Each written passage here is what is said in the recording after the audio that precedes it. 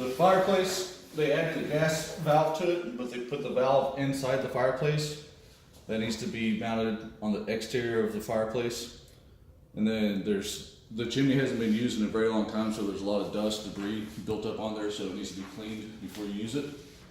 And then most of the windows are missing crank handles. A lot of them are seized up where you can't operate them. So most of the windows are in a non-operational condition.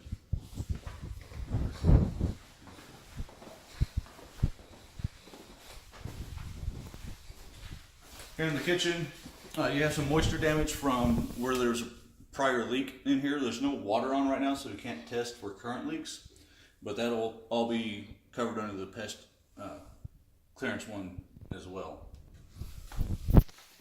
Then the floor through the kitchen and into the laundry and the bathroom, there are a few cracked tiles and some sections of missing grout. It's probably just from a bad install.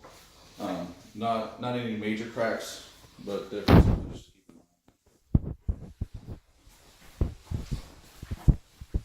Your dryer vent passes up through the ceiling. We always recommend cleaning these out before you start using them. You can get a little brush from Home Depot, clean all the lint out of there.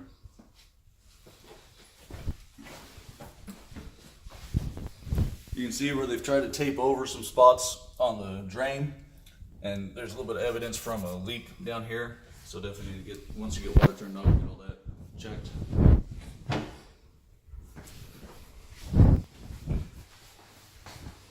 And then in the bedrooms, they have the ACs mounted. When you're on a 3-prong power cord, there's only 2-prong outlets available.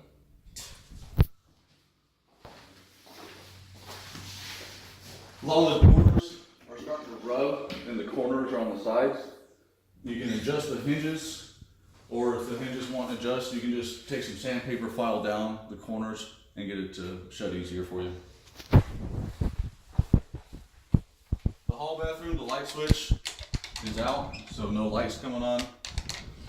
Same thing with the drain on this. You can see where they put some tape on it to try to fix it, but I don't see evidence of a leak there.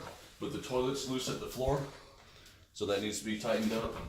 And then always recommend that you seal around the base of the tub and get a good seal there.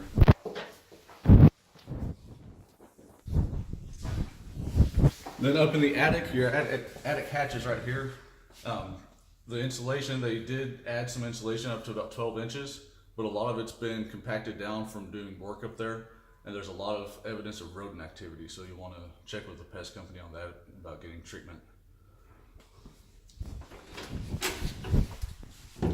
Your water heater, the chimney is loose, the straps are loose, and there's no discharge line for your safety relief valve.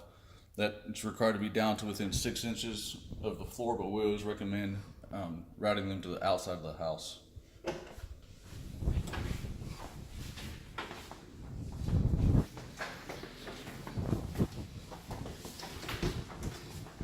In the furnace, the filter is located here behind the screw. The filter is extremely dirty. It has a washable type in there, but we always recommend using paper elements. And then, but the furnace is functioning just fine. We'll go to the garage.